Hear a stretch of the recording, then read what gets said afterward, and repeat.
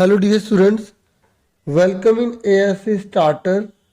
Dear students, इस video में मैं आपको डीओई ने जो प्रैक्टिस पेपर एसएसटी का इशू किया हुआ है ना, उसी को यहाँ पर करवा रहा हूँ। ठीक है, तो इसमें मैं आपको जो एमसीक्यू है इसकी स्टडी करवाऊंगा और इसमें हम बहुत कुछ जानेंगे। ठीक है, और बाकी जो क्वेश्चन आंसर है उसको मैं ब्रीफली थोड़ा थोड़ा जो पता है वो मैं आपको बता दूंगा। ठीक है, तो आपका जो पेपर का पैटर्न है ना, वो सेम यही रहने वाला है और सेम आपका पेपर भी ऐसे ही आएगा। ठीक है, आपके शुरू में 20 मल्टीपल चॉइस क्वेश्चन आएंगे। ये वीडियो हिंदी मीडियम स्टूडेंट्स के लिए रहेगी। ठीक है, इंग्लिश मीडियम के लिए अलग से वीडियो प्रोवाइड की जाएगी। पहला क्वेश्चन है, फ्रांसीसी क्रांति के समय फ्रांस का राजा कौन था? तो डियर, वो था लुई 16। ठीक है, लुई 16, ये ना रोमन काउंटिंग में लिखा है 10 + 6 यानी कि 16। ठीक है, ये हिस्ट्री में से है। ठीक है, पहला चैप्टर जो है। ठीक है, निम्नलिखित में से कौन लोकतंत्र की विशेषता नहीं है? देखो, आपको पता होना चाहिए लोकतंत्र कैसे कहते हैं। लोकतंत्र लोगों का तंत्र है जहां पर जनता के द्वारा जनता की चुनी सरकार जनता पर ही राज करती है। तो लोकतंत्र में ना बिना किसी भेदभाव के चुनाव होते हैं। वहां पर सभी व्यक्ति को जो है ना अवसर मिलता है। वहां पर अल्पसंख्यकों के अधिकार की बात की जाती है। निर्णय लेने की जो भागीदारी ना लोगों की होती है। वहां पर एक व्यक्ति का राज नहीं होता। तो इसलिए इसका आंसर क्या होगा? ये वाला। तो जो लोकतंत्र होता है ना, उसमें एक व्यक्ति का जो है ना राज नहीं रहता, वहां पर जनता का राज होता है। तो इसमें बोले कौन सी विशेषता नहीं है, तो इसका आंसर क्या आ गया हमारा? बी। अब नेक्स्ट क्वेश्चन है, ये कह रहा है भारतीय संविधान में कौन सा मौलिक अधिकार कानून के समक्ष समानता को सुनिश्चित करता है? देखो, आपको पता होना चाहिए जो मौलिक अधिकार ना हमें टोटल 6 मिले हुए हैं। ठीक है, और यहाँ पर ये बोला जा रहा है कि कानून के समक्ष समानता मतलब कानून सबके लिए बराबर रहेगा। ये कौन सा मौलिक अधिकार है? यहाँ पर मैं 4 दे रखे। देखो, ये संपत्ति का अधिकार मौलिक अधिकार नहीं होता, पहली बात। हमें 3 दे रखे। अब हमें 3 में से पता लगाना है कौन सा समानता की बात करता है। सिंपल सी बात है, समानता तो समानता का अधिकारी होगा। ठीक है, फिर ये नेक्स्ट है, भारतीय संसद का ऊपरी सदन कौन सा है? देखो, आपको पता होना चाहिए जो भारत की संसद है ना, उसके 2 सदन होते हैं, एक लोकसभा और दूसरा राज्यसभा। तो यहाँ पर हमसे पूछ रहे हैं कि ऊपरी सदन किसे कहेंगे? देखो, राज्यसभा को ना ऊपरी सदन कहा जाता है। ठीक है, इसे अपर हाउस बोला जाता है। और जो लोकसभा होती है ना, उसे लोअर हाउस बोला जाता है, उसे निम्न सदन समझा जाता है। आपको पता नहीं, राज्यसभा में ना 6 साल के लिए चुना जाता है और इसमें 250 सदस्य होते हैं। राज्यसभा की बात कर रहा हूं मैं। और 250 में से 12 सदस्य राष्ट्रपति चुनता है। और राज्यसभा की एक और बात बताऊं, इसमें मनी बिल पास नहीं होता। एक बात और बताओ राज्यसभा की, यहाँ पर जो जनता द्वारा चुने हुए लोग नहीं होते। ठीक है, और एक बात और बताऊं कि इसमें हर 2 साल बाद 1/3 लोग हट जाते हैं, फिर 1/3 लोग नए आ जाते हैं। और अब लोकसभा के बारे में सुन लो। लोकसभा के बारे में अगर मैं बताऊं, आंसर तो पता लग गया ना इसका, राज्यसभा। लोकसभा के बारे में बताऊं तो लोकसभा लोअर हाउस होती है। इसमें भारत में ना 545 सदस्य हैं, जिसमें से 2 सदस्य राष्ट्रपति चुनता है। राज्यसभा में 12 सदस्य चुनते हैं ना, जबकि लोकसभा में 2 सदस्य चुनते हैं। और लोकसभा में को लोअर हाउस बोलते हैं, निम्न सदन बोलते हैं। और लोकसभा में धन विधेयक भी पास होता है और संविधान विधेयक भी पास होता है। लोकसभा अधिक शक्तिशाली होती है राज्यसभा। ठीक है, अब आ जाओ नेक्स्ट। 1789 में फ्रांसीसी क्रांति की शुरुआत किस घटना से हुई? देखो, बास्टिल के किले पर जब अटैक किया गया था, तो वहीं से फ्रांसीसी क्रांति की शुरुआत मानी गई। ठीक है, खाद्य सुरक्षा का क्या अर्थ है? देखो, ये आपकी ना इकोनॉमिक्स की बुक का लास्ट चैप्टर है। इसमें से 2-3 क्वेश्चन बहुत इंपॉर्टेंट है। एक तो खाद्य सुरक्षा क्या होती है, मतलब जब खाद्य उपलब्ध हो, सब तक पहुंचो, ठीक है, और उसको खरीदने का सामर्थ्य हो, तो उसे खाद्य सुरक्षा कहते हैं। अब कई बच्चे ने इसको खाद समझ लेते हैं। खाद जो पशुओं के सड़े गले पदार्थ से बनते हैं ना, जो पौधों में डालते मतलब जमीन के अंदर, तो उसे बच्चे समझ लेते हैं। ये खाद नहीं है, खाद्य है। खाद्य मतलब भोजन, रोटी जिससे बनती है, जैसे गेहूं हो गया, मटर, जो हो गया, मटर नहीं, अनाज हो गया मतलब। तो अगर हमारा देश खाद्य से सुरक्षित कब होगा? जब भोजन जो है ना हर वक्त हर किसी के पास उपलब्ध हो ना, तभी तो होगा। तो इसलिए इसका आंसर क्या है? इसका सभी लोगों को हर समय भोजन की उपलब्धता, बी आंसर है। ठीक है, मतलब बेसिक तो मिले, भले प्रचुर मात्रा में नहीं मिल रहा, लेकिन इतना मिल रहा है कि सबका पेट भर जाए, तो इसलिए यहाँ पर बी आंसर है। और इसमें एक क्वेश्चन आता है, पावर स्टोर सरकार क्यों बनाती है और राशन की दुकानों की क्या समस्या होती है? ये क्वेश्चन पढ़ लेना, इस चैप्टर में थी।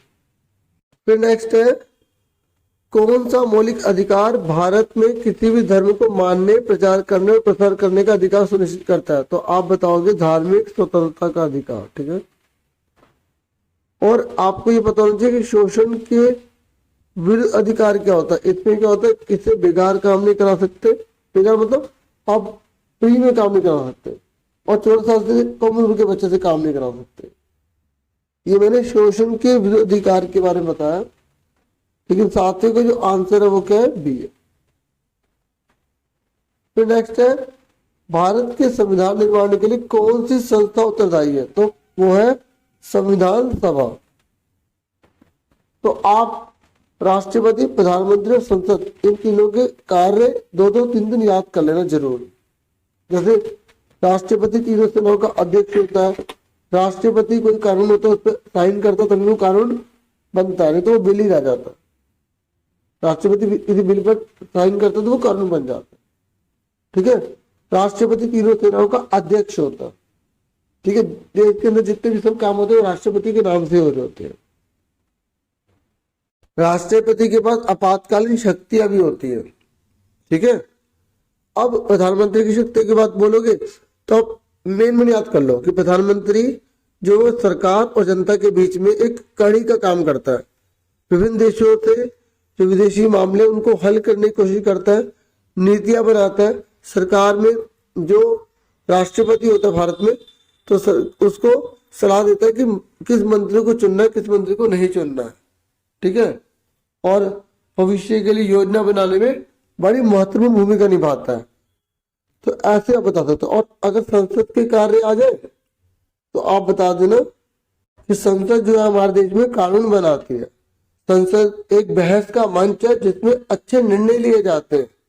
संसद भारत के विभिन्न क्षेत्रों से आए हुए लोग इसमें शामिल होते हैं, जो अपनी बात को दुनिया के भाग तक पहुंचाने का कार्य करते हैं। ठीक है, और जिन इलाकों से वो आते हैं उसकी समस्या को दूर करने का प्रयास करते हैं। ठीक है, और संसद जो है वो एक ऐसा मंच है जहां पर जो विपक्षी पार्टी है या जो सत्ताधारी पार्टी है वो अपनी बात को रखती है। ठीक है, और जनता की जो आवाज होती है वो मानने की कोशिश करती है, जनता के पक्ष में बात रखने की कोशिश करती है, ये जनता के लिए काम करने का कार्य करती है। बाकी आप बुक से तो पढ़ेंगे। ठीक है, ये ब्रीफली आपको थोड़ा बता रहा हूं। तो 8वें क्वेश्चन का आंसर मैंने आपको बता दिया, सी है।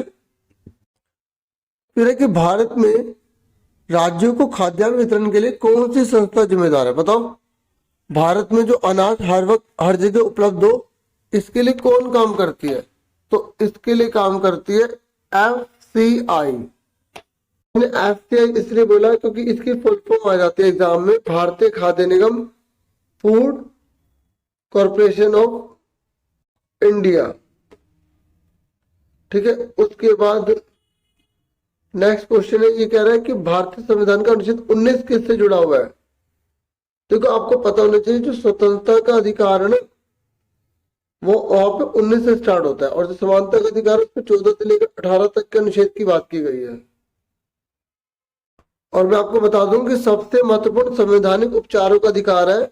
अगर आपको 5 अधिकार नहीं मिल रहे, स्वतंत्रता का, समानता का, शिक्षा का, धार्मिक स्वतंत्रता का मतलब और शिक्षा में मतलब कोई भी जो शैक्षिक अधिकार होते हैं, जो कोई भी अपनी संस्था वगैरह खोल पाए वो।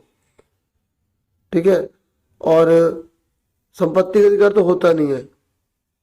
शोषण के विरुद्ध अधिकार, तो अगर ये जो 5 अधिकार मैंने बताया, इसको पाने के लिए आप छठे अधिकार का प्रयोग करते हो, उसका नाम है संवैधानिक उपचारों का अधिकार। तो 19 की बात की गई है, तो ये है बी आंसर। यहां बोला कि एडोल्फ हिटलर जर्मनी में किस राजनीतिक दल का नेता था, किस पॉलिटिकल पार्टी का था, तो वो था नाजी की पार्टी का। ठीक है, तो एग्जाम में पूछना था कि जो हिटलर की पार्टी नाजी है ना, उसकी क्या क्या उपलब्धियां थी, उसने क्या क्या काम करे हैं। जैसे क्वेश्चन आ जाता है कि हिटलर की जो पार्टी थी ना नाजी, उसकी क्या सोच थी, तो ये आप सोच के लिए पढ़ सकते हैं। ठीक है, और ये जर्मनी में हिटलर के उदय के क्या कारण, मतलब इतना हिटलर पॉपुलर क्यों हो गया, ये 2 क्वेश्चन ना बहुत बार आया हुआ है लॉन्ग क्वेश्चन में। और एक क्वेश्चन ये कि जो हिटलर है ना, वो द्वितीय विश्व युद्ध के बाद मतलब उसका क्या हुआ, या यूं कह लो कि प्रथम विश्व युद्ध के बाद उसने क्या क्या करा, या द्वितीय विश्व युद्ध की शुरुआत में लेकिन एंड तक उसकी क्या भूमिका थी, तो ये पूरी टेबल काम आती है। तो जैसे हम बोले कि प्रथम युद्ध के बाद या द्वितीय युद्ध के दौरान हिटलर ने क्या क्या करा, वो कैसे कैसे स्थिति में आया, तो आपको ये पूरा बना हुआ, ये इसको पढ़ सकते हैं ऐसे करके।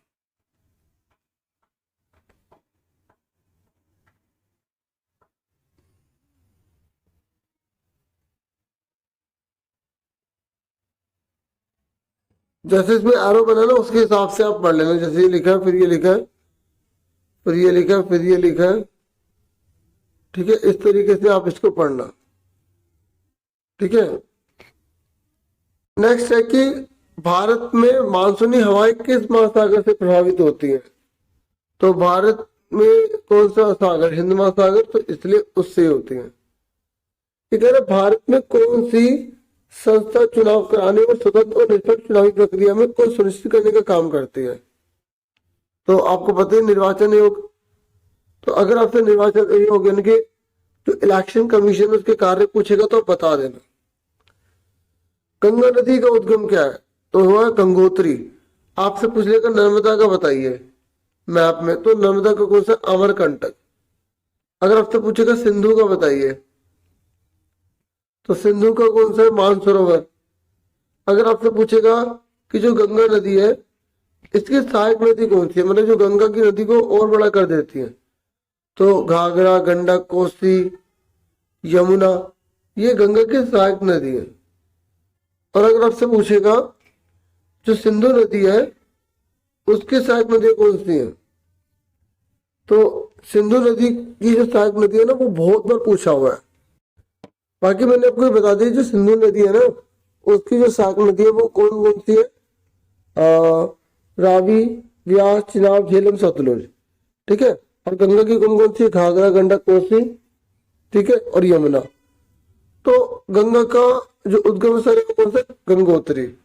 अगर आपसे पूछेगा नर्मदा नदी का कौन सा है, तो मैंने आपको ऑलरेडी बता दिया, नर्मदा का अमरकंटक। अब 15वें क्वेश्चन में आ जाओ। ये कह रहा मानव पूंजी की अवधारणा बताइए। तो मानव पूंजी पे क्वेश्चन हर बार आते आता है। तो मानव पूंजी का निर्माण कैसे होता है, शिक्षा से, स्वास्थ्य से और स्किल से, स्किल मतलब कौशल से। तो मानव पूंजी किसकी बात करती है, एक कौशल ज्ञान और शिक्षा की बात करती है। फिर कह रहा भारत में आम चुनाव के लिए मतदान की उम्र कितनी है न्यूनतम, तो वह 18 साल। फिर ये कह रहा है नीचे दिए गए प्रश्न में 2 प्राकथन दिए गए, फिर संकल्पना है और उसमें कथन है और कारण है, तो उसको समझो और आंसर बताओ। देखो मैं आपको इसे अच्छे से बताता हूं, क्योंकि 90% के आसपास जो बच्चे हैं ना उनको ये सही से समझ नहीं आता। तो जैसे ढेर ये क्वेश्चन आया ना संकल्पना और कारण वाला, आप इसे आराम से पढ़िए क्या क्या रहा है। सबसे पहले चेक करो ट्रू है या फॉल्स है दोनों। तो देखो यहाँ लिखा है समाजवादी निजी संपत्ति का विरोध करते हैं। देखो समाजवादी वो लोग होते हैं जो समाज के कल्याण की बात करते हैं, और निजी का मतलब है प्राइवेट की लाभ कमाने वाला और लाभ कमाए। तो जो समाजवादी लोग होते हैं वो निजी संपत्ति के खिलाफ ही होते हैं। तो ये बिल्कुल ट्रू लिखा है, तो ये सत्य है। फिर नेक्स्ट, संपत्तिधारी व्यक्ति सिर्फ निजी फायदे के विषय में सोचते हैं। मैंने आपको बताया ना, जो निजी लोग होते हैं ना, जो मतलब प्राइवेट जिनके पास संपत्ति होती है, तो वो अपना फायदा सोचते हैं, तो ये भी सही है। सबसे पहले संकल्पना और कारण में हमें चेक करना पड़ता है कि दोनों सही है। अगर सही है तो फिर हमें चेक करना पड़ता है कि ये जो पहले वाली लाइन है, क्या इसकी वजह ये नीचे वाली लाइन है। हाँ, देखो समाजवादी लोग इसीलिए तो निजी संपत्ति का विरोध करते हैं, क्योंकि इनके पास बहुत संपत्ति होती है, वो केवल अपना फायदा करते हैं। जब संकल्पना ठीक होती है, कारण ठीक होता है, और संकल्पना का कारण अगर सही दे रखा है तो हम इसे ए पर टिक करते हैं। फिर ये नेक्स्ट है, तो यहाँ पर लिखा है संकल्पना में कि नेल्सन मंडेला को 28 वर्षों तक दक्षिण अफ्रीका के रॉबेन द्वीप में क्या रखा गया। तो ये बिल्कुल ट्रू है। कह रहा कारण यह था कि नेल्सन मंडेला ने रंग भेद का विरोध किया था। बिल्कुल सही, दोनों सही है, कारण भी ठीक है, तो इसका आंसर भी क्या हो गया, ए हो गया। अब 19 देखो, ये कह रहा है कि तापी एक मौसमी नदी है। देखो अब मैं इसके रिगार्डिंग कुछ इंपॉर्टेंट क्वेश्चन बता दूं। देखो जो भारत देश है हमारा, तो इसमें कुछ जो है ना हिमालय की नदियां हैं और कुछ प्रायद्वीप की नदियां। तो हिमालय की नदियां जो होती है वो हमेशा जो है सदा नीर होती है, उनमें हमेशा पानी बहता रहता है और बहुत चौड़ी चौड़ी होती है। जबकि जो प्रायद्वीप की नदी होती है ना, वो बारिश के पानी पर निर्भर होती है। तो जो तापी नदी है वो बारिश के पानी पर निर्भर रहती है, इसलिए मौसमी नदी है। और इसने बोला कि तापी नदी हिमालय की नदी, गलत, ये प्रायद्वीप की नदी है। तो इसका ये वाला सही है, तो सा सही है, का गलत है, तो क्या हो गया, ये सी आंसर आ गया इसका। ठीक है, इसका सी आंसर आ गया, और ये आपको अच्छे से पता होना चाहिए। और आपसे ना एग्जाम में पूछेगा कि अरब सागर में गिरने वाली नदियों के नाम बताओ। तो अगर आपसे अरब सागर में गिरने वाली नदियां पूछ रहा है तो आप बता दोगे तापी और नर्मदा। अगर आपसे पूछेगा बंगाल की खाड़ी में कौन सा गिरता है, तो बंगाल की खाड़ी में बहुत सारी नदियां, कृष्णा है, गोदावरी है, तुंगभद्रा है, गंगा नदी है। अगर आपसे पूछता है कि दक्षिण भारत की गंगा किसे कहा जाता है, तो आप गोदावरी बता दोगे। ठीक है, तो इसमें आपने क्या सीखा कि तापी एक मौसमी नदी है, बिल्कुल ठीक। तापी एक हिमालय नदी, बिल्कुल नहीं। तो इसका सा सही है, का गलत है, तो इसके लिए इसका आंसर क्या आएगा, सी आ जाएगा। ठीक है, उसके बाद नेक्स्ट है, ये कह रहा है कि कृषि क्षेत्र में मौसमी बेरोजगारी पाई जाती है। तो आप बोलोगे हाँ बिल्कुल ये सत्य है। ये कह रहा है कारण है कि ग्रामीण क्षेत्र में शिक्षित बेरोजगारी की दर अधिक होती है। देखो जो बेरोजगारी होती है वो दो प्रकार की होती है, एक होते है ग्रामीण और दूसरे होते हैं शहरी। तो गांव के अंदर दो प्रकार की बेरोजगारी होती है, एक मौसमी, दूसरी प्रच्छन्न। मौसमी का मतलब होता है जब साल के कुछ महीनों में काम मिलता है, बाकी महीने काम नहीं मिलता, तो उसे मौसमी कहते हैं। और एक प्रच्छन्न, प्रच्छन्न का दूसरा नाम होता है छुपी बेरोजगारी। इसका मतलब होता है जब किसी काम में जितने लोगों की जरूरत है उससे ज्यादा लोग काम कर रहे होते हैं। जैसे किसान है, ठीक है, उसके पास खेत है, उसमें 2 जनों की जरूरत है, लेकिन उसमें 4 जने काम कर रहे हैं, उसके भी बच्चे भी लग गए। तो जितने लोगों की जरूरत है उससे जब ज्यादा लोग काम करते हैं ना, तो उसे बोलते हैं प्रच्छन्न बेरोजगारी। और इसमें उत्पादन में योगदान शून्य होता है। तो और अगर मैं शहर की बात करूं तो शहर में बेरोजगारी पता कौन कौन सी होती है, एक होती है शिक्षित बेरोजगारी, और एक होती है संघर्षात्मक बेरोजगारी, एक होती है संगठनात्मक बेरोजगारी। शिक्षित का मतलब होता है जो व्यक्ति ने शिक्षा ग्रहण करी है उसके अनुसार से नौकरी मिले। और संघर्षात्मक का मतलब होता है कि जब किसी व्यक्ति को संघर्ष करने की वजह से नौकरी उसकी नहीं मिल पा रही होती, जैसे एक नौकरी को छोड़कर दूसरी नौकरी पाने के लिए